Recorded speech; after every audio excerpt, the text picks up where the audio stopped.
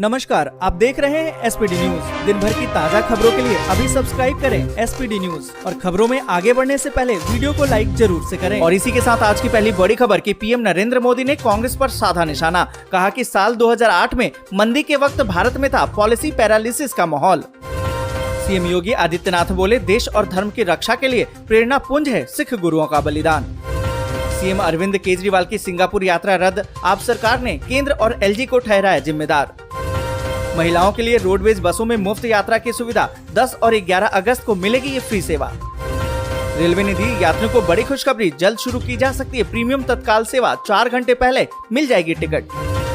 अदालत के सामने तथ्य पेश करेंगे, ईरानी मानहानि मुकदमे को लेकर हाई कोर्ट के समन पर बोले कांग्रेस नेता जयराम रमेश। स्कूल भर्ती घोटाला में गिरफ्तार हुए पार्थ चटर्जी ने कहा, मुझे साजिश का शिकार बनाया जा रहा है। केंद्र सरकार ने जन शिकायतों के निपटारे का समय घटाकर 30 दिन किया। अब सचिव भी शिकायतकर्ताओं से करेंगे फोन पर बातचीत। सरकार ने पबजी के बाद battle Ground Mobile India game Bharat में किया बैन, ऐप स्टोर से हटाया। सरकार ने 2024 तक 100 हवाई अड्डों को चालू करने का रखा लक्ष्य, क्षेत्रीय उड़ानों को सुविधाजनक बनाना उद्देश्य। मोदी सरकार ने दी बड़ी खुशखबरी, लोन व्यवस्था में सुधार के लिए 2516 करोड़ खर्च करने की मंजूरी।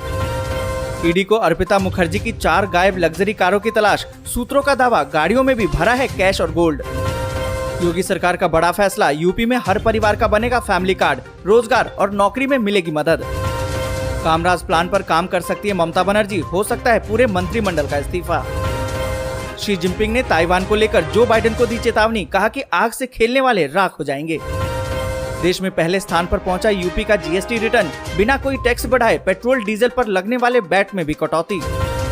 लद्दाख स्टैंड ऑफ पर चीन और भारत के बीच में 4 बिंदु पर सहमति, चीनी सेना ने दी है इसकी जानकारी। पीएम मोदी और ममता बनर्जी की अगले हफ्ते हो सकती है मुलाकात, दिल्ली दौरे पर आएंगी बंगाल की सीएम। ओला में बड़ी छटनी, 1000 कर्मचारियों की नौकरी खतरे में, इलेक्ट्रिक व्हीकल बिजनेस बढ़ाने के लिए कंपनी ने लिया है बड़ा फैसला। बिहार सरकार का बड़ा आदेश, मुखिया जी अपने अपने क्षेत्रों में बाल विवाह के लिए होंगे जिम्मेदार। पराली न जलाने वाले किसानों को मिलेगा मुआवजा, सरकार ने की है इसकी घोषणा। और इसी के साथ अगली बड़ी खबर कि यूपी में मोदी को बम्पर वोट, 2014 का रिकॉर्ड भी टूट सकता है, जानिए ओपिनियन पोल। आपको बता दें कि 2024 में लोकसभा चुनाव होने वाले हैं और इसकी तैयारियां शुरू हो चुकी है। देश के अंदर तमाम मुद्दे हैं जिन पर ये चुनाव लड़ा जाएगा। विपक्ष भी इसके लिए तैयारी कर रहा है। हालांकि अभी तक महागठबंधन में कौन कौन सी पार्टियां शामिल होंगी ये तय नहीं हो पाया है। हो सकता है कि यूपीए अकेले ही चुनाव लड़े या फिर महागठबंधन के तहत कई पार्टियां मिलकर चुनाव लड़े। अगर अभी चुनाव हुए तो फिर किसकी सरकार बनेगी, इसके लिए ओपिनियन पोल आ चुका है। आपको बता दें कि गुजरात में 26 में से 26 लोकसभा सीटें बीजेपी जीत जाएगी, ये सर्वे में साफ हो चुका है। पीएम मोदी के नाम पर 61% वोट वहां मिल सकते हैं। साथ ही आपको बता दें कि महाराष्ट्र में बीजेपी और एकनाथ शिंदे को पसंद कर रहे हैं लोग, वहां पर शिंदे गुट को 17% वोट मिलेंगे। आपको बता दें कि महाराष्ट्र में 48 लोकसभा सीटें हैं। अगर चुनाव हुए तो 26 सीटें बीजेपी को मिल सकते हैं, वहीं 3 सीटें उद्धव ठाकरे को। साथ ही एकनाथ शिंदे के गुट में 11 सीटें मिलती नजर आ रही हैं। राजस्थान की बात करें तो बीजेपी को 25 की 25 सीटें मिल सकती हैं। कांग्रेस को यहाँ पर एक भी सीट नहीं मिल रही है। अगर मध्य प्रदेश की बात करें तो बीजेपी को 29 सीटों में से 28 सीटें मिल सकती हैं। पश्चिम बंगाल की बात करें तो यहाँ ममता दीदी को फायदा होगा। पश्चिम बंगाल में 42 सीटें हैं, जिसमें से 14 सीटें बीजेपी को मिल सकती हैं और टीएमसी को 26 सीटें मिल रही हैं। बीजेपी को पश्चिम बंगाल में 42% वोट मिलता दिखाई दे रहा है, मगर यहाँ पर ममता दीदी का जादू अभी भी बरकरार है। और यूपी की बात करें तो भाजपा को 76 सीटें मिलती नजर आ रही है। यहाँ पर लोकसभा की कुल 80 सीटें हैं। और इसी के साथ आज बड़ी खबर कि महिलाओं के लिए रोडवेज बसों में मुफ्त में यात्रा की सुविधा, जानिए कब तक मिलेगी ये फ्री सेवा। आपको बता दें कि हरियाणा रोडवेज ने महिला यात्रियों के लिए मुफ्त यात्रा की सुविधा का ऐलान किया है। इससे हरियाणा समेत अन्य राज्यों से हरियाणा पहुंचने वाली महिलाओं को इसका लाभ मिलेगा। हालांकि बस में मुफ्त यात्रा की सुविधा ज्यादा समय के लिए नहीं होगी। हरियाणा सरकार ने इसके लिए समय सीमा भी तय कर दी है। आपको बता दें कि हरियाणा सरकार महिला यात्रियों को मुफ्त में ट्रैवल करने की सुविधा देने का ऐलान कर रही है। दरअसल रक्षाबंधन पर्व को देखते हुए महिला यात्रियों को ये सहूलियत देने का फैसला लिया गया है। और आपको बता दें कि मुख्यमंत्री मनोहर लाल खट्टर ने कहा कि रक्षाबंधन के पर्व के मौके पर महिला यात्रियों के लिए हरियाणा रोडवेज की बसें मुफ्त में सेवा देगी। और इसी के साथ अगली बड़ी खबर कि रेलवे ने दी है यात्रियों को खुशखबरी, जल्द शुरू की जा सकती है प्रीमियम तत्काल सेवा, 4 घंटे पहले मिल जाएगी टिकट। आपको बता दें कि इंडियन रेलवे की तरफ से एक बार फिर से प्रीमियम तत्काल सर्विस शुरू की जा सकती है। इसके तहत कुछ सीटें रिजर्व रखी जाती हैं, लेकिन इसे डायनेमिक फेयर प्राइसेस के तहत रखा जाता है। मतलब ये हुआ कि ये कोटा उन यात्रियों के लिए होता है जो लास्ट वक्त में टिकट बुक करते हैं। इसके तहत यात्रियों को एक्स्ट्रा चार्ज देना होता है। इस टिकट में बेसिक ट्रेन का फेयर तत्काल चार्ज देना होता है। अभी फिलहाल 80 ट्रेनों में प्रीमियम तत्काल की सुविधा उपलब्ध है, लेकिन रेलवे ने योजना बनाई है कि सभी ट्रेनों में इस सेवा को शुरू किया जाए। इससे रेलवे की रेवेन्यू भी बढ़ेगी। और आपको बता दें कि रेलवे ने यात्रियों की सुविधा के लिए कंफर्म टिकट ऐप को लॉन्च कर दिया है। इस ऐप की मदद से तत्काल टिकट बुक कर सकते हैं। इस ऐप के जरिए आपको आपके रूट की एक साथ सारे ट्रेनों की डिटेल मिल जाएगी।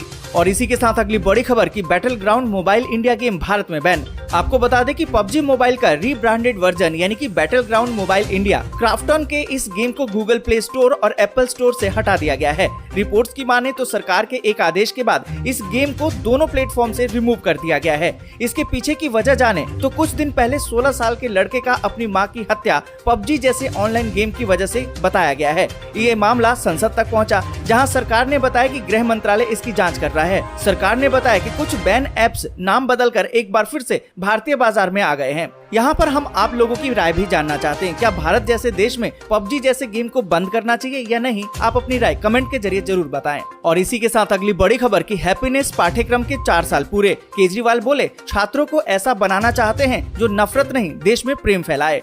आपको बता दें कि दिल्ली के मुख्यमंत्री अरविंद केजरीवाल ने कहा कि उनकी स्कूली शिक्षा का उद्देश्य छात्रों को अच्छा मनुष्य, देशभक्त और रोजगार हासिल करने योग्य बनाना है। हैप्पीनेस पाठ्यक्रम के 4 साल पूरे होने के अवसर पर एक कार्यक्रम का आयोजन किया गया। इसमें केजरीवाल ने कहा कि वो सत्ता में आए थे तब स्कूलों की स्थिति खराब थी और बोर्ड की परीक्षा के परिणाम भी अच्छे नहीं आते थे। उन्होंने कहा कि लेकिन अब हम अच्छा कर रहे हैं। हमने अलग अलग कार्यक्रम जारी किए हैं और शैक्षणिक दबाव को कम किया है। आपको बता दें कि उन्होंने कहा कि हैप्पीनेस कक्षाओं से बच्चों का तनाव कम हुआ है और इसलिए दिल्ली में छात्रों की आत्महत्या का कोई भी मामला सामने नहीं आया है। मुख्यमंत्री ने बताया कि वे छात्रों को ऐसा बनाना चाहते हैं जो नफरत नहीं बल्कि देश में प्रेम का संदेश दें, प्रचार करें। और इसी के साथ अगली बड़ी खबर की योगी सरकार का बड़ा फैसला। यूपी में अब हर परिवार का बनेगा फैमिली कार्ड, रोजगार और नौकरी में मिलेगी इससे मदद। आपको बता दें कि उत्तर प्रदेश के मुख्यमंत्री योगी आदित्यनाथ ने एक बड़ा फैसला लिया है और इस नए फैसले के तहत हर एक परिवार में अब कल्याण कार्ड की योजना बनाई गई है। इसके तहत राज्य के सभी परिवारों की मैपिंग कर दी जाएगी और फैमिली कार्ड बनाया जाएगा।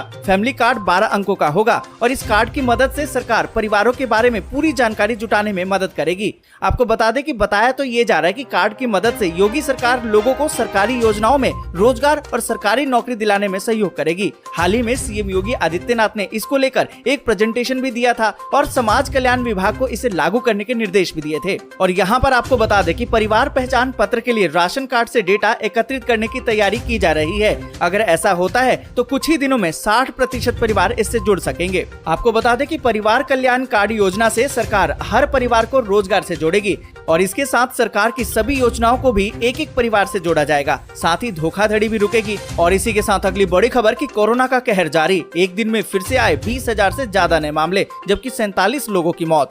आपको बता दें कि भारत में एक दिन में कोरोना वायरस संक्रमण के 20,409 नए मामले सामने आए हैं और आपको बता दें कि उपचाराधीन मरीजों की संख्या अब घटकर 1,43,988 हो गई है। पर इस बीच आपको बता दें यानी कि 24 घंटे के दौरान ही 47 और मरीजों की मौत हो गई है। और इसी के साथ अगली बड़ी खबर की यूपी से एनसीआर में अब सफर करना होगा सस्ता। योगी सरकार ने स्कूल बसों और टैक्सी चालकों को दी है बड़ी राहत। आपको बता दें कि एनसीआर में स्कूल बसों, कैब, टैक्सी चलाने वालों और परिवहन निगम की बसों के लिए एक अच्छी खबर है। अब दूसरे राज्यों के जिलों में पंजीकृत या फिर कोई और वाहन के मालिक होंगे जो उत्तर प्रदेश की एनसीआर की सीमाओं में आने जाने के लिए अलग से रोड टैक्स नहीं देना पड़ेगा। उत्तर प्रदेश परिवहन विभाग की तरफ से कैबिनेट ने इसे पास कर दिया है और इस प्रस्ताव का शासनादेश भी जारी कर दिया है। और इसी के साथ अगली बड़ी खबर की 1 दिसंबर से सिगरेट और तंबाकू के पैकेट पर अब छपेंगे चेतावनी वाले फोटो। सरकार ने जारी किया निर्देश। आपको बता दें कि सिगरेट, तंबाकू और गुटखा ये सब जो चीजें हैं देश में हर साल लाखों लोग इससे मरते हैं। सरकार इसके इस्तेमाल से रोकने के लिए तमाम तरह के प्रयास करती है, लेकिन फिर भी हर साल इसकी खपत बढ़ती ही जा रही है। सरकार इसके उत्पादन और खरीदारी पर भारी भरकम टैक्स लगाती है, लेकिन फिर भी कोई असर नहीं पड़ता है। इसकी खपत बढ़ती ही जा रही है। आपको याद होगा कि कुछ साल पहले तक सिगरेट, तंबाकू के पैकेट पर कोई चेतावनी नहीं छपी होती थी। फिर सरकार ने इस बाबत आदेश जारी किया और एक फोटो के साथ चेतावनी छपने लगी। लगी। अब केंद्रीय स्वास्थ्य और परिवार कल्याण मंत्रालय ने हर प्रकार के तंबाकू उत्पादों के पैकेट पर छपी स्वास्थ्य चेतावनी को एक नए स्वरूप को अधिसूचित कर दिया है और ये संशोधित नियम 1 दिसंबर 2022 से प्रभावी हो। इसके लिए बस यहीं तक। वीडियो आपको अच्छी लगी हो तो लाइक और शेयर जरूर कर।